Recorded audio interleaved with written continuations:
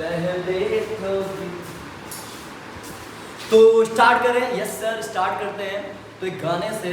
तो पहले कभी तेरी आंख गई इस तो टॉपिक पे, क्या तेरी नजर गई इस टॉपिक पे कि ये एग्जाम में पूछा जा सकता है? हाँ भैया पूछा जा सकता है, नहीं गई तो आ जानी चाहिए। अब ध्यान से सुनना। तो पहला टॉपिक है, वो बहुत प्यारा टॉपिक, लॉज ऑफ रिफ्लेक्शन।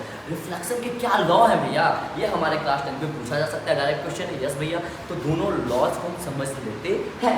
पहला लॉ क्या बोलता है?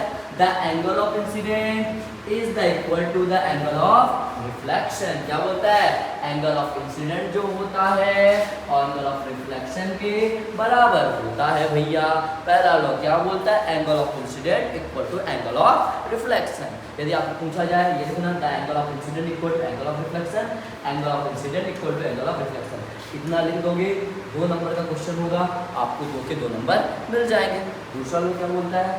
द इंसिडेंट रे, रिफ्लेक्टिव रे और normal at the point of incident. क्या?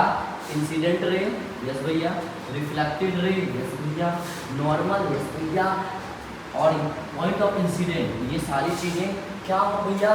सेम प्लेन में हो। किसमें हो भैया? सेम प्लेन में हो। मतलब भैया क्या बोला? इंसिडेंट रे, यस भैया, पहला बात क्या?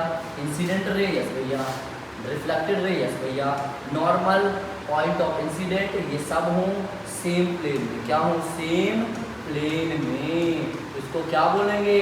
एंगल ऑफ, क्या बोलेंगे? Laws of reflection. पहला बोला angle of incidence equal to angle of reflection, पहला क्लियर। दूसरा बोला इंसिडेंट रे, रिफ्लेक्टेड रे और नॉर्मल, सब क्या हो? एक ही प्लेन में हो। तो आया समझ में? यस भैया, याद रखना, बहुत प्यारा टॉपिक है, पक्का याद रखोगे? यस भैया, एग्जाम में आ सकता है 2 नंबर के लिए। थैंक यू, अब मिलते हैं अगले लेक्चर पे।